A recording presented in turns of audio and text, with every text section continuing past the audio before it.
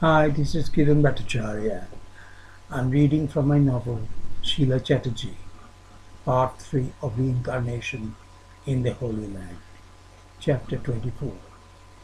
The characters and events in this novel are fictional.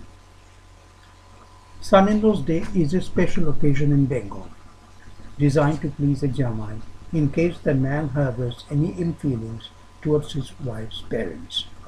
On this auspicious day, delicious meals are prepared to entertain every son-in-law in the land, and a lot of fuss is made of him by the parents-in-law. Alas, with his English wife, now ex-wife, he had never had the opportunity of being mollycoddled by his parents-in-law. If truth be known, old Cook's attitude towards him had been exactly the opposite. An outsider must remain an outsider.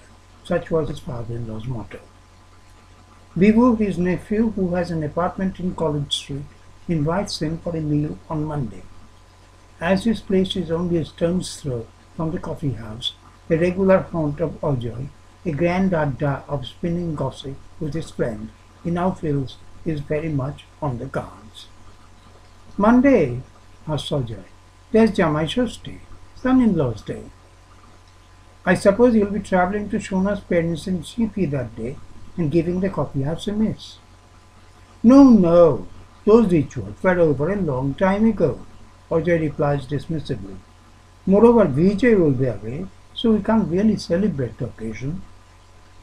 A few days later, Vivu phones to alter the date of the invitation to the previous Sunday because something urgent has cropped up at work.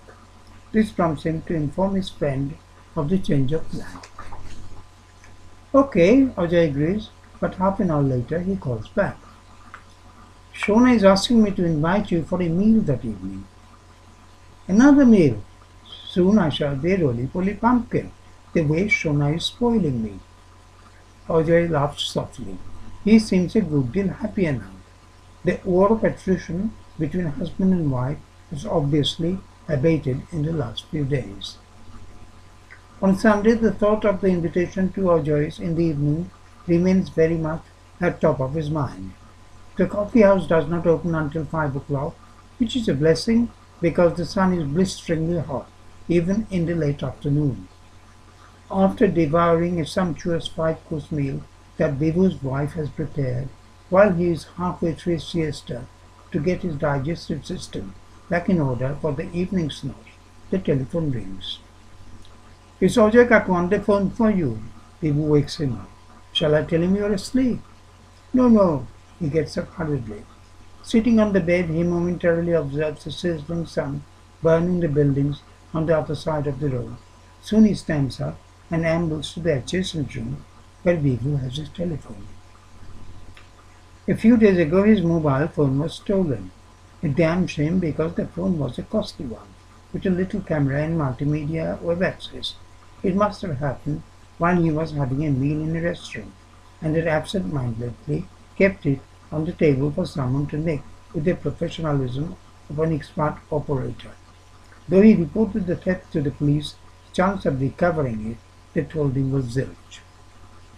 Hi, what's up? Are you cancelling our evening arrangements? No, no, there has been a slight change of plan. Ojoy sounds ambivalent. I won't be going to the coffee house. Can you come direct to our place? Is anyone else coming? Oh yes, I forgot to tell you. Vijay and Rupa will be here. I thought Vijay was away. Well, he's going away tomorrow. That's why we've arranged it today. So is it the son-in-law's day you are celebrating? He did us uneasily. No celebration, just you and them. See you at 5. Ojoy puts the receiver down. At 5:30, when he arrives at Ojoy's, SHEILA greets him. She has obviously been preparing something in the kitchen, a blue housecoat on, little nodules of perspiration dazzling on her face, a lack of hair stuck on her forehead, which she tries to rearrange with the back of her left hand, as her right hand is covered with spices. So we have a new recruit in the kitchen today, a lawyer come cook, he banters. I suppose it's better to cook a meal in the kitchen than cooking a case in court. She never does that. Shona leaps to her daughter's defense. He has an axe to grind with Sheila this evening. 2 days ago, Sheila was supposed to meet him in front of court number 5. For nearly an hour he waited and waited, but she didn't turn up. Of course his mobile phone was giving valuable service at the time to an effing burglar. Otherwise, he would have given her a ticking off. On that day, he impatiently paced up and down the balcony, watching the clock every minute and conscious of the curious looks his movements attracted from the litigants outside. After nearly an hour, his patience blown, he stormed out of the place. When he came back home that afternoon and telephoned Sheila, he sounded ever so innocent. I must have missed you by a whisker, because I was in front of court number 5 at 12. Don't you know where I work? She was bullish. Only once before had she taken him through some labyrinthine corridors to her office, the whereabouts of which he had forgotten almost immediately. This evening, when all of them are in a celebratory mood, he is determined to get his own back. Do you know, he draws Sheila's attention and starts spinning a yarn. Many years ago, when I was young and dated a Swedish girl, the plan was for me to take her out to an Indian restaurant. On the appointed day, she turned up with 4 other girls. I didn't have enough money to pay for them all, nor did I want to. So on a pretext, I went to the underground public loo in Oxford Circus and stayed there for an hour. Gingerly, when I came out to see whether the girls were still there, much to my relief, I found them gone. Do you know, Sheila Countess, many a client waits not just for hours, but days to have an appointment with their counsel.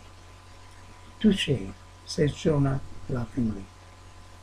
The rest of the evening, especially after Rupa and Vijay's arrival, he and Sheila rarely speak to each other, except for exchanging stolen amorous glances from time to time, which makes his aging heart thump like that of a youngster. Vijay, who is naturally jovial, teases Sheila about a crush on an old man, which she accepts with a mischievous smile. Late in the evening, when he is about to leave, Vijay doesn't throw him off as would have been normal on any other evening. That role his friend delegates to Sheila, much to the delight of both the lawyer and the client. Thank you.